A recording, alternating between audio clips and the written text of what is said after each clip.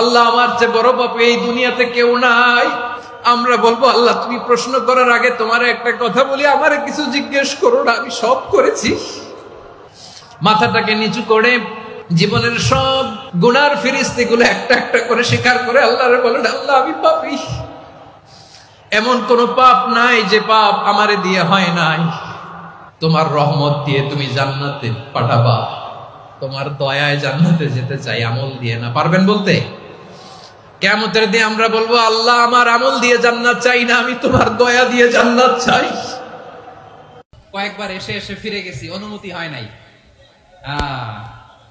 এখন দাবার গুটি পাল্টে গেছে, দাবার গুটি পাল্টে গেছে। এক মাঘে শীত যায় না। আমার বিভাগীয় বাংলাদেশের জন্য রক্ত দিয়েছে আবু সাইদ, যে নতুন ভোরের বাংলাদেশের জন্য রক্ত দিয়েছে মুখ ধরা, যে নতুন বাংলাদেশের জন্য রক্ত ঝরিয়েছে 24-এর যে গণ অভ্যুত্থানের প্রত্যেকটি শহীদের আওয়াজ করে বলেন ঠিক কিনা?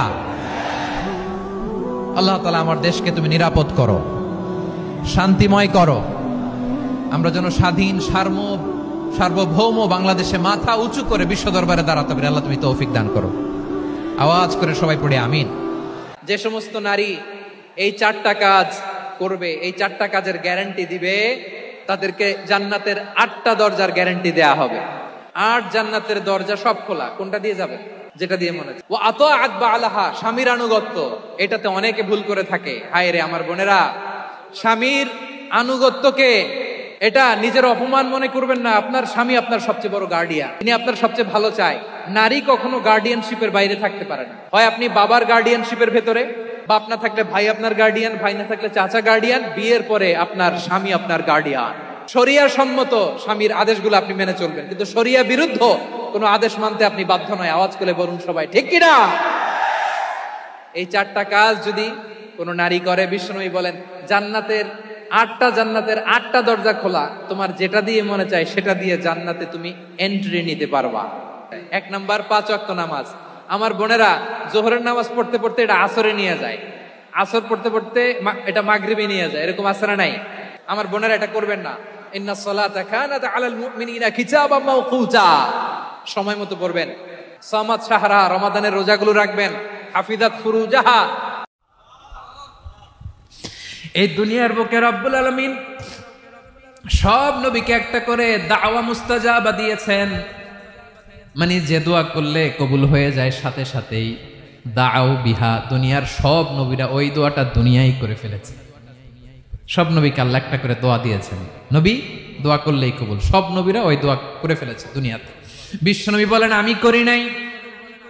ওয়া ইন্নী আখতাবিউ দাওয়াতি শাফাআতান লি উম্মতি ইয়াউমাল কিয়ামাহ, আমার ওই স্পেশাল দোয়াটা আমি দুনিয়ার বুকে কঠিন বিপদে পড়েও কোনোদিন করি নাই। আমি আমার স্পেশাল দোয়াটা কিয়ামতের দিন আমার গুনাহগার উম্মতকে সুপারিশের জন্য রেখে দিয়েছি।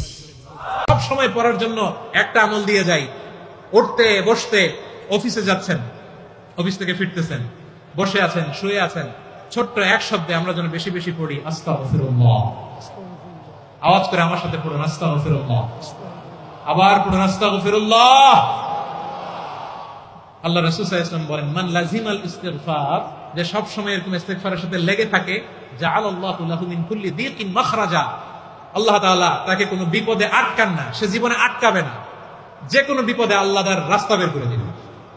Way out, you will get a way out and solution. সুবহানাল্লাহ। ওয়া মিন কুল্লি হাম্মিন ফারাজা, দুশ্চিন্তা মুক্ত হবে। ওয়া ইয়ারযুকহু মিন হাইসু লা ইয়াহতাসিব, এমন জায়গা থেকে আল্লাহ রিজিকের বন্দোবস্ত করবে যেটা সে কল্পনাও করে না। আওয়াজ করে পড়েন সুবহানাল্লাহ। তাহলে মনে থাকবে আস্তাগফিরুল্লাহর কথা। সব শেষ কথা বলবো, সব শেষ। আমার প্রিয় ভাইয়েরা, এটা গেল নিজের বিপদ। কিসের বিপদ?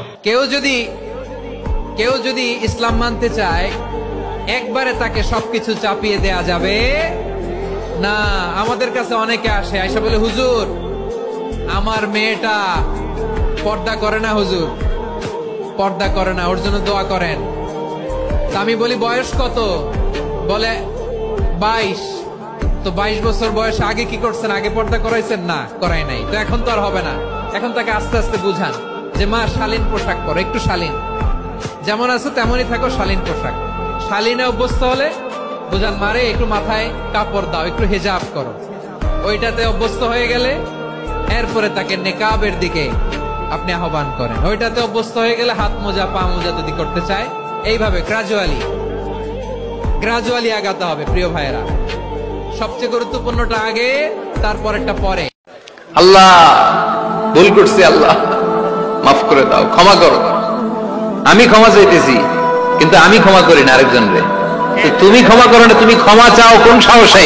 আপনি যত বড় পাপী হন, আপনি যতই অন্যায় করেন না কেন, আল্লাহর রহমতের দরিয়া, আল্লাহর রহমতের দরজা আপনার জন্য খোলা আছে না নাই?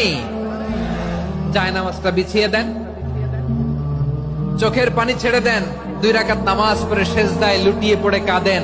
যত গুনাহ আপনার হোক না কেন, আপনার গুনাহ মাফ করে কবুল করে নিবে কে?